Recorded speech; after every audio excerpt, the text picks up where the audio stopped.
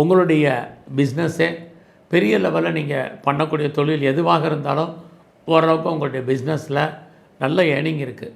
பிஸ்னஸில் நீங்கள் என்ன மாதிரியான தொழில் பண்ணால் நல்லாயிருக்கும், எஜுகேஷனல் சம்மந்தப்பட்ட இன்ஸ்டியூட் சம்மந்தப்பட்ட அத்தனையுமே உங்களுக்கு ஃபேவரபுளாக இருக்கும்.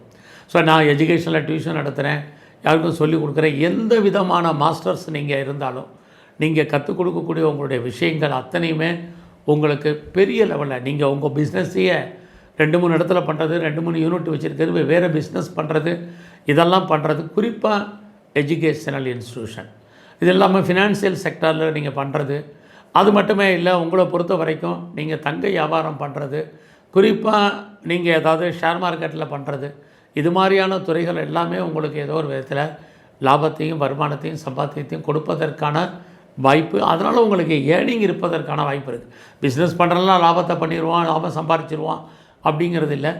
என்ன பண்ணால் லாபம் இருக்குது அப்படிங்கிற பார்க்குறோம். லட்சக்கணக்கான தொழில் இருக்குது. இருந்தாலும் நம்ம கால நேரங்கிறதையும் சுருக்கமாக சொல்லிகிட்ருக்கிறேன்.